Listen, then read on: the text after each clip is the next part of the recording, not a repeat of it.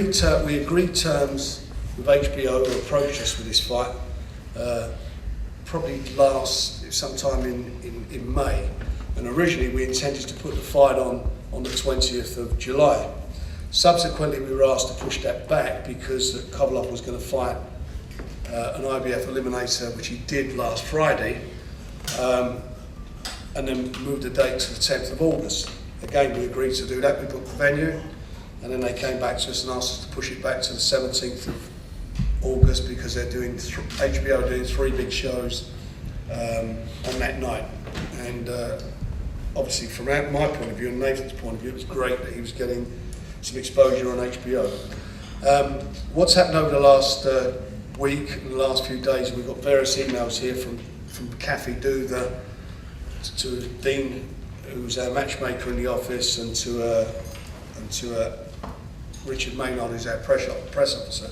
Tell us they're applying for visas, that they're would we hold up on announcing the fight last week because the fight they had on Friday, we agreed to do that. And very late last night, I was on the phone till 5:30 this morning talking to HBO's people. The HBO now calling the main event people into their office, and they're telling them, you sign for this or not, one way or another, we need to know what's going on. So today we will know if Nathan on the 17th of August will be facing Kovalev. If he isn't, then it'll be another opponent. But that's the date he's going to be fighting on. That's the fight we want. We've agreed terms with HBO. All our side of the deal's done. I noticed on the good old internet this morning there was a quote from a gentleman called Kilmus who's the manager of Kovalev, who said he's not seen a contract from Cleverly's side and we just cannot wait. Well, he wouldn't see a contract from us because they're dealing direct with HBO. And HBO, I can assure you, have, according to their lawyer and to Ken Hirschman, have provided them with a contract. So they're either going to sign it today or they're not. What's happened again over the last few weeks, we've had, I was also talking to Richard Schaefer about Bernard Hopkins, and cut a long story short, I thought we was quite close to making that fight, but it hasn't worked out. So here we are today. So we're going to know whether it's Kovalev. It's up to them. As I say, we are agreed, signed, we booked the venues, the ball's in their court, and hopefully he will let us know today. If not, as I'm repeating myself, there will be another opponent. Right, could you just confirm the date? Initially you said the 17th of October, and then... Sorry, 17th of August. 17th of Apologies, yeah, 17th of August. It was the 10th of August, and it's been asked to move it back to the 17th of August. Frank, any ideas who a backup opponent might be? No, because I've got to be honest, up until about 9 o'clock last night, I was told this was all done. I've not, we didn't even negotiate with Kovalev. The negotiations with Kovalev were done through HBO.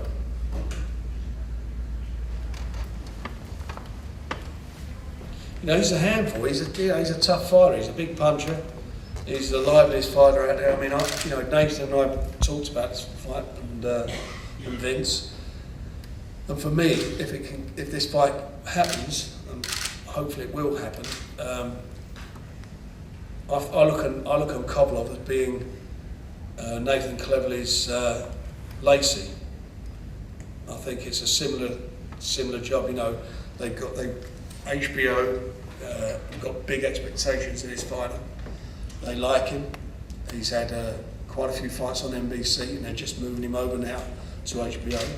And I think this is the fight that will make Nathan, if they show up for it. Maybe they've had second thoughts now, I don't know. But Nathan hasn't. Nathan actually asked me for this fight about 2 months ago. Yeah. He mentioned the name. And it never even crossed my mind at the time. But he's tough, he can punch, he's got a hell of a punch. But I think that Nathan's skill, Nathan's chin, his work rate, I think will see him through in this fight and put him in a position where it took us quite a while to get Joe Kawasaki in years ago.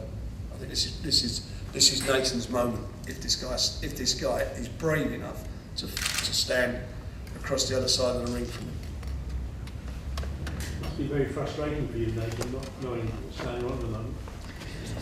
Well, it can be. You know, I've been linked with these big names the last couple of fights, but at the end of the day, I'm a world champion, and I've got to go on my own path. And if these fights, if they don't want to fight me, then I've got to get on with business and do my thing. But you know, I called out. I mentioned Kovalev to Frank a few months back because I heard the Americans was getting behind him. They were starting to rave about him, massive puncher, unbeaten.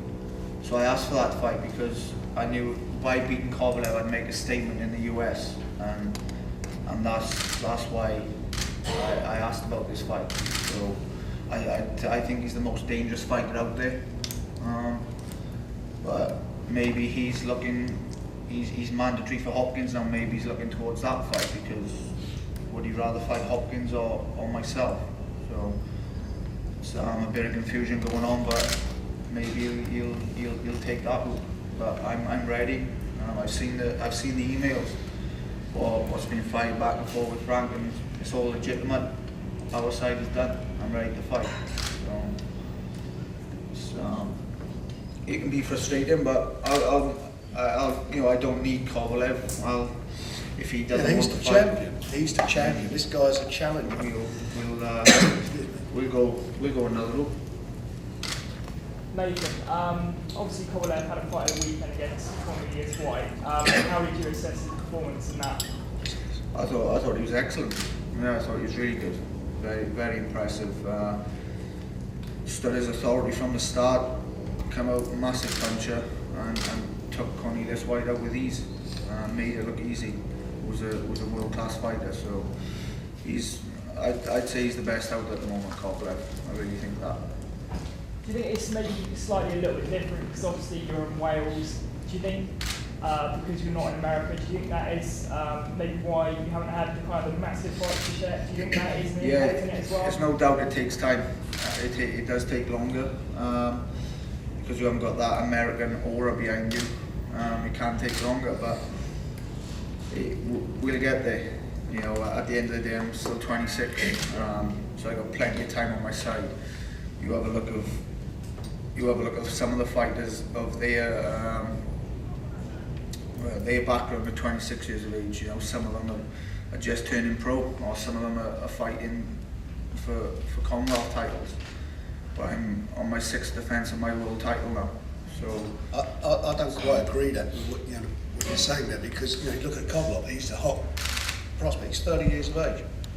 You know, he's been as you say, he's on his 6th defence now. So he's had his fights.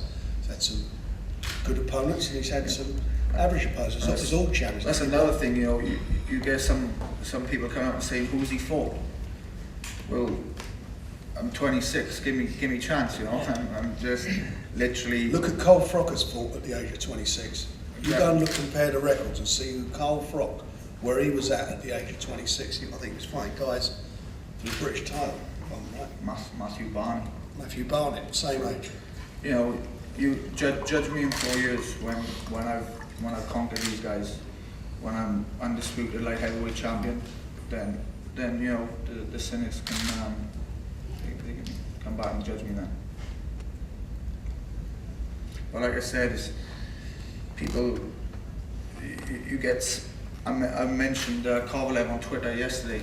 Yeah. Even still, even though he's probably the most dangerous fighter in the light heavy division, I still had people saying I'm fighting another taxi driver. That's how stupid some of these people are. Absolutely ridiculous. Imbeciles, you know, just thick, stupid morons. You know, calling. Have a look at his last fight and see if he's a taxi driver. This guy is good. You know, so that just shows the education of some of these people. And it's the true boxing fans and the true boxing writers know how good this Kovalev is. But then you get these idiots just because it's not a Hopkins or a Dawson. He's a taxi driver. He's a road sweeper. He's a road sweeper who's had NBC television, which has got probably one of the biggest. He's backed by HBO, you know, or NBC, the American TV. And we're signed for it. He's And ranked that's the point. pound for pound, top 4 punchers in the world, and yet he still gets called a road sweeper. So that's the type of attitude towards me, you know, because that's just the way people are. So you know, it's ridiculous. It's ridiculous. You know, I'm a world champion. I'm unbeaten. I've won every round in my last 3 fights. I've not lost a round. So I've won it with ease, and the only way is up. I'm gonna dominate this division. So Cardiff are bringing the Premiership on the 17th. I think they're having their first game, and they start the football season. So what we're hoping for is they draw Arsenal at Cardiff. We go watch the match, and then we'll boxing in the evening. We'll be rivals one day. Worst case scenario, and this doesn't come off, would you have to face a WBO mandatory? No, Brayman's fighting on the on August 25th, I think, and it is the 25th. Yeah. Yeah, 25th. That was another option, because Bramer was stated as my second mandatory, but he doesn't want the fight. In all fairness, you know, he's happy defending his European title, you know, because he knows that if he steps up against me, then he's going to come unstuck. So he'll defend his European title, pick up his you know, his regular paydays. But we've offered substantial money to Carl Froch. It would have been his biggest payday yet. You know, I made it public. I'm ready for that fight. I'd love that fight. It'd be his biggest payday. It'd be massive. That's a stadium fight. But he doesn't want it. What more can I do? You know. Do you think it might be? Do you think it might be that he feels he's got unfinished business in that division, but then might make the move? He's not going to fight Andre Ward. Well, you know, what's going to be any different about the first fight? Nothing. That fight is. Andre Ward will do the same thing wherever they fought. In Carl's front room, it'll be the same outcome. You know, you've got to look at levels and who's facing who. And you know, Kessler's a decent fighter, but he's not the Kessler he was when Joe Kawasaki fought him, that's for sure. And Carl Frog, he didn't have to put his titles even on the line. We said to him, fight for Nathan's title. No problem, fight for Nathan's title. You haven't got, so he's got an insurance policy should he get beat, that he still holds his 2 super middleweight titles. I was prepared to come down from light heavyweight for the fight. That's how much I was prepared to make this fight happen. But you know, I can understand the arrogance behind it of not wanting to fight me, because he's been involved in some tough fights. I've got massive respect for that.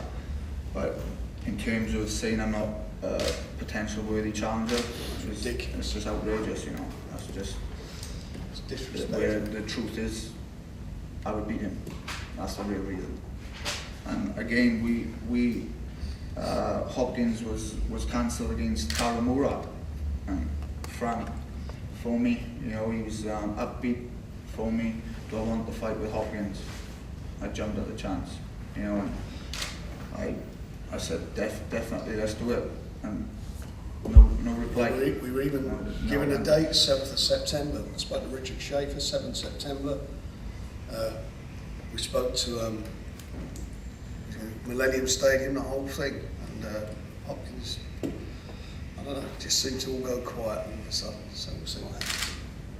But the fact of life is, he is only 26 years of age, he is the world champion, and he will be fighting, Nathan will be fighting on the 17th of October, sorry, 17th of August, and we'll I just hope it's going to be this guy's in the opposite corner, but today we'll know. What do you think the chances are, Frank, that it's going to be he's going to choose Nathan rather than Hopkins? I don't think it's going to be his choice. I don't think Hopkins really wants to fight him anyway. Hopkins won't want to fight this guy, I'm quite sure of it. But we'll see what happens today. And, you know, HBO, I know, are not happy because they thought we had a deal. I was talking to their lawyer, as I say, at 5:30 this morning, 12:30 their time. You know, they're not happy campers. So Pat English and Kathy Dooley will be going into HBO today, and I think they're going to be told the facts of life. When do you anticipate finding out, Frank? Today. Oh, we know today. I mean, it will be early evening, I think. Weren't HBO one of the people trying to ratify this fight? Correct. They wanted this fight. Correct. They did ask me about The it. emails there, it's all here. Yeah. Got all the emails from them. I mean, you know, that starts off, you know, we moved the date 3 times to accommodate. Can't do no more than that. And the division is getting exciting now. It's been thrown wide open. Yeah. Stevenson, Kovalev. It's a new era now in this division. Andre Ward possibly stepping up. So this is going to be some. Step up. This is going to be some exciting times ahead. What did you make of Stevenson's performance the other day, Nathan? I'm sure you've been asked that already. If I can ask. Yeah, it's difficult to look into one-punch knockouts, first round performances, but not really surprised by it. You know, explosive puncher, and he caught Dawson, who can sometimes be a little bit lackluster. Caught him flat-footed, and with that power, you know, he took him out. So, not really surprised. Joe, I don't know if you spoke to Joe Gonzaga at all. Obviously, you know, after your last performance, I spoke to him just outside the dressing room. He was saying that, you know, there's nothing wrong with the patience in your career, that, you know, you'll have the ability to step up when you meet better opponents. And there was a time in Joe's career where he wasn't rushing forward. Have you spoken to him about that at all? Well, that's a perfect example of someone who's, you know, was unbeaten. He's unbeaten in 46 fights. Learned his trade, and then when the big fights happened, he won them. So that was, you know, he executed his career, and with obviously his promoter behind him, Frank, he done a perfect career, really, unbeaten. So he passes down good advice. You know, it's no rush.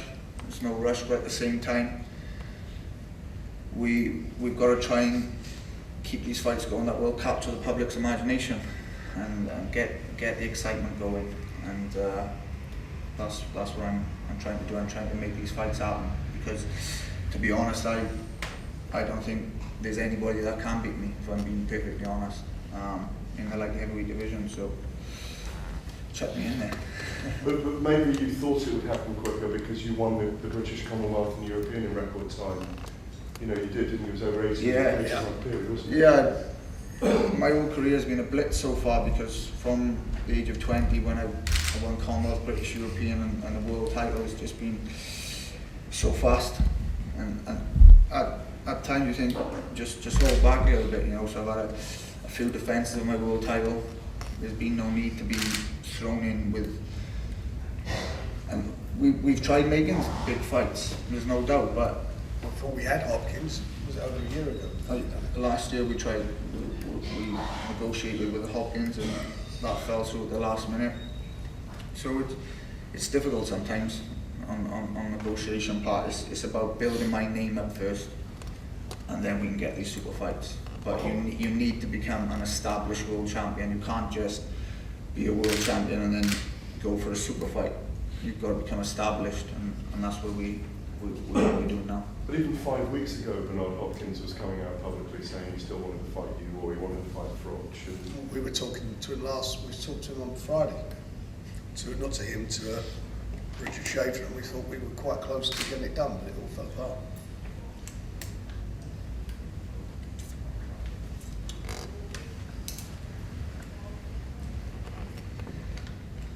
So we will know where we are, and there'll be a good card down there as well. We've put together some good fights on the card, and as I say, hopefully today this fight will be confirmed. If not, then it'll be we will come up with something in the next 48 hours. And go back up plan. Any other questions? All done? Thank you. You got one?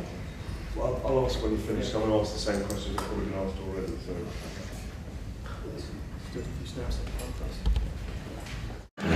Okay.